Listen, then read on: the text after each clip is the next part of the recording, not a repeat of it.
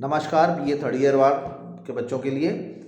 बच्चों, पिछले अध्यायों में मैंने मेरे एपिसोड में आपको 1930 तक की राजनीतिक घटनाओं के बारे में बताया था और अब हम दांडी मार्च पर आ चुके हैं। सविनय अवज्ञा। पहला दो शब्द देखिए, असहयोग आंदोलन, जनता को किसी प्रकार का सरकार को जो है सहयोग नहीं देना है। दूसरा शब्द देखिए, 10 साल बाद आंदोलन शुरू होता है, सविनय अवज्ञा, आदेशों की पालना नहीं करनी है। किसी भी रूप में, किसी भी प्रकार में, किसी भी क्षेत्र में कोई भी आदेश दिया गया है उसका पालना नहीं करनी है। फोकस रहा मदिरा की दुकानों पर, विदेशी वस्त्रों के होली जलाने पर और नमक पर जो अनिवार्य कर लगा दिया गया उस पर क्या गया। और ये आंदोलन जो है गांधी जी के नेतृत्व में चला और दूसरा विशाल आंदोलन था। इस आंदोलन की कुछ विशेषताएं थी और वो विशेषताएं हम पहले बाद में पढ़ेंगे। पहले इससे संबंधित एक विशेष बात है जो दांडी मार्च 12 मार्च से लेकर 6 अप्रैल तक 1930 में किया गया और गांधी जी ने साबरमती से लेकर वो जो 78 आदमियों को चला और बाद में फिर वो काफिला बढ़ता गया। 324 आदमी शुरुआत में शुरू हुए और ये जो काफिला उनका बढ़ा वो धीरे धीरे इस आंदोलन को बहुत चरम सीमा तक ले गया और माना जाता है कि ये सबसे ज़्यादा विख्यात आंदोलन सविनय अवज्ञा आंदोलन का। इसमें लिखा भी है जवाहरलाल नेहरू के ने, सबसे ज़्यादा अरेस्ट भी इसी समय हुए, लोगों को जेल भी हुई, जेल खाने घर बन गए, ये एक डायलॉग लिखा गया। और विभिन्न विषयों पर स्त्रियों का बहुत ज़्यादा इसमें योगदान रहा।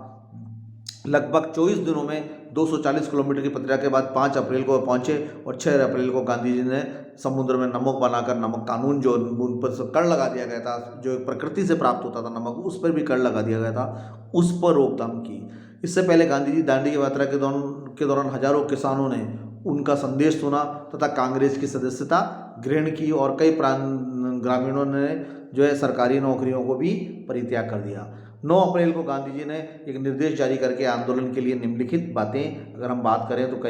जहाँ कहीं भी संघर्ष होगा नमक कानून तोड़ा जाएगा, विदेशी वस्त्रों की होली जलाई जाएगी, छात्र स्कूल में छात्रों का बहिष्कार किया जाएगा, हर घर में चरखा बनेगा, सूत काटा जाएगा, जनता याचिकाओं पर लगाकर न्यायालयों का बहिष्कार कर सकेगी और वकील अपनी वकालत छोड़ सकते हैं। हमारे जो भी असहयोग तो था ही, साथ में उनकी आज्ञाओं का पालन भी नहीं करना ये भी था। अब न ये सविनय अवज्ञा जो है 12 मार्च 1930 से प्रचार हुआ, 6 अप्रैल को नमक कर बढ़ा और देखते ही देखते 2-3 वर्षों में भयंकर या विशाल रूप, व्यापक रूप ले लिया इस आंदोलन ने और नमक सत्याग्रह का प्रसार हुआ। रेतवाड़ी क्षेत्रों में लगान अदा न किया जाए, जो रेतवाड़ी क्षेत्र जो तय हो चुके थे पहले, जमींदारी क्षेत्रों में लगान चौकीदार करना अदा किया जाए और मध्य प्रांत में जो है ये कानून का उल्लंघन करा जाए। इस प्रकार से ये जो नमक का सत्याग्रह, ये चाहे तमिलनाडु ले लो, चाहे मालाबार का ले लो, जितने भी समुद्री किनारे हैं, मद्रास का ले लो, चाहे दक्षिणी महाराष्ट्र का ले लो, पूना के क्षेत्र का ले लो, उन सब जगह पर भयंकर रूप से जो ये फैला। और साथ ही साथ विदेशी वस्त्रों की जबरदस्त रूप से उधर उत्तर भारत में देखे माने तो पेशावर, बंगाल,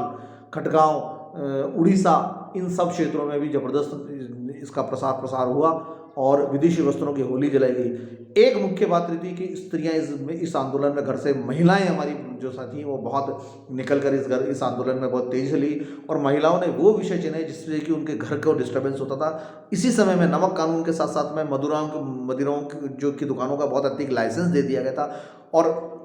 महिलाओं ने निकलकर जो मदिराओं की दुकानों को खुद ने बंद किया, उन पर एक तरीके से उनके ताले लगा दिए गए और जो परिवार उनका डिस्टर्ब हो रहा था, जो ये मदिरा सेवन करने के बाद में जो उत्पात बताया जाता था परिवार के सदस्यों द्वारा, और उस पर रोकथाम के का भी एक संदेश दिया गया। विदेशी वस्त्रों की होली जलाई गई, घर घर में बैठकर सूत काटने का कार्य किया गया, घर में ही कपड़ा निर्माण का कार्य किया गया। ये एक बहुत व्यापक इस आंदोलन में जो थी वो बात थी। महाराष्ट्र के क्षेत्र हो या संयुक्त प्रांत का क्षेत्र हो, कर्नाटक हो, चाहे मणिपुर, नागालैंड का क्षेत्र हो, इन सब सभी क्षेत्रों में जो है ये सविनय अवज्ञा आंदोलन किया गया और जो इसका प्रभाव था, अगर एक बात हम चर्चा करें तो विदेशी जो है अन्य वस्तुओं में आयात में कमी आ गई, शराब उत्पाद शुल्क बूरा राजस्व में प्राप्त होने वाली उसमें कमी आ गई, व्यवस्थापिका सभा के चुनाव का व्यापक ढंग से बहिष्कार किया गया और जन आंदोलन को जबरदस्त रूप से व्यापकताएं मिली, चाहे वे छात्र समूह हो, चाहे वे मजदूर संगठन हो, चाहे व्यापारी या छोटे बड़े व्यवसायी लोग हो, चाहे किसान लोग हो, चाहे अगर वर्गीकरण करें तो क्योंकि मुस्लिम लीग परिकाष्ठा इसलिए मुसलमान हो, और सबसे बड़ी बात थी महिलाएं चाहे किसी भी संप्रदाय की थी उन्होंने बढ़ चढ़कर इस आंदोलन में भाग लिया और इस पर हुई। अब बात हम सरकारी प्रतिक्रिया करें, जेल खाने में भरे गए, दंडात्मक कार्यवाही हुई और जबरदस्त तरीका, और ये वह समय था जब विश्व में दो अधिनायकवाद उभर कर बाहर आ गए थे, साम्यवाद अपने प्रसार कर रहे थे और 1930 की विश्वव्यापी आर्थिक मंदी जो थी वो जो हो रही थी। और ठीक इसी समय में जो है ब्रिटेन भारतीयों की 19 अगस्त 1930 में मोतीलाल नेहरू और जवाहरलाल नेहरू के नेतृत्व में विचार विमर्श करने के बाद में वो जेल गए और उन्होंने एक प्रारूप इकट्ठा किया जिसमें ये लिखा कि ब्रिटेन भारतीयों को स्वतंत्र बहाल करे, पूर्ण स्वतंत्र सरकार का गठन किया गया, ब्रिटेन से आर्थिक हट जाने की मांग की गई क्योंकि ब्रिटेन के पास में जो हारे हुए देश थे प्रथम विश्व का उनसे बहुत ज़्यादा मात्रा में धन प्राप्त हो रहा था। 29 जनवरी को गांधी जी तक कांग्रेस के अन्य सब प्रमुखता बिना शर्त कारावास से रिहा कर दिए गए और उसके बाद में